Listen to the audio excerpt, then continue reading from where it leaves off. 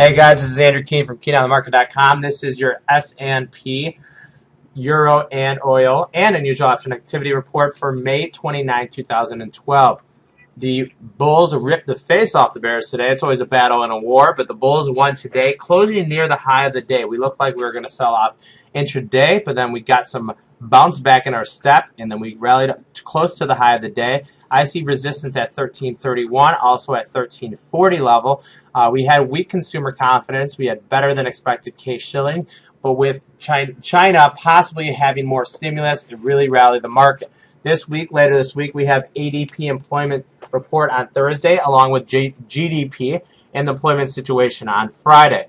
So here's our market profile for tomorrow. This is how the big traders trade. Value area low, value area high, and the point of control. The point of control coming in tomorrow will be 1326. That's where the most of the volume in the S&P traded.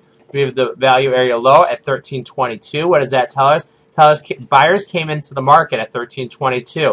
As we can tell through market profile, usually sellers came into this market at 1320. So what means resistance becomes support, support comes resistance. 1322, buyers came into the market. Value area high for tomorrow will be 1329. Even though we rallied much higher, and as you can tell, we're trading on this 1334 level. Now let's go look at the daily chart.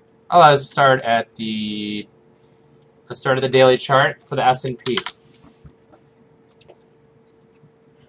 So we are in a downward trend. We actually broke the downward trend, and now we're climbing higher with more momentum to the upside and closing at the high of the day. And I talk about this a lot. When we close at the high of the day or at the low of the day, there's usually momentum the following day. People that were short might have to cover tomorrow because they didn't have time to cover their short today. So it's possible we could go higher. I do think we have some headwind at this 1340 level. I think rallies should be sold, and I am currently short the SPY and the mini futures. Let's go to the 5-minute chart and check out that. So we opened up this morning. We opened up at 1326. 80% of the time we get the high or the low within the first hour. We got it actually right after the first hour, 5 minutes after. So if we have the high or low 80% of the time, 20% of the time we do not have it. So technically we did not have the high or low within the first hour. We got rallied up to 1333.75. Saw some selling pressure. Got the low of the day around 1230, 1321.5. We actually closed a little bit higher on this 1334. 12 to 13 point range, about 12.5 point range.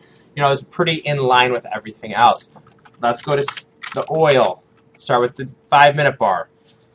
And I actually should have taken a short, but I was in a meeting and I missed it. So we opened up this morning, 91.54, rallied up to this 92.20 level. Then it was just a straight whoosh down. And it didn't recover like the S&P does. A lot of the days we see the S&P and oil having a very similar chart. I would have taken a short on oil right here. I was in a meeting and I missed that, so I would have sold the close at 91.11. I would have had a 91.71 stop, risking 60 cents, and then I got 60 cents to the downside. A lot of overlapping bars at this 90.50 level. If we look at it on the daily chart, this $90 level could be the line in the sand. You know, we have a very critical level on the low of the bar from May 23rd at 89.28. So $90, but we did see this in the past. We saw tails at this 96 level.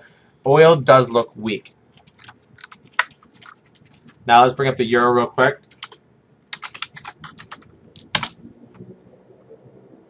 In the daily chart, it's catching a falling knife. Look at how many bear bars we had. If we counted them, we'd have 5, 8, 10.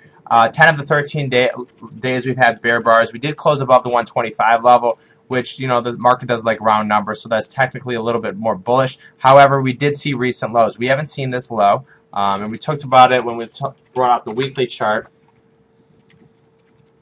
We haven't seen this low since basically June 2010. So the euro continues its weakness, and I like to trade the euro on a 4-hour bar. The futures that trade slower grinding, it's better to have a longer time period, such as the minis and the euro. Things that move faster and quicker, gold, oil, it's better to trade on a tick or maybe a 5-minute bar, 2-minute bar, 10-minute bar. So if we look at this, you know, it's straight down. We broke the cloud here. I should have shorted it here, 131.45. I talked about that before. A couple unusual option activities that I saw today. IMAX Paper bought 5,400 of the September's 25 calls for $1.30. Stock was trading 21.70 at the time. I thought these calls were bought against a short position, or someone establishing a cheap volatile play, gamma as I call it.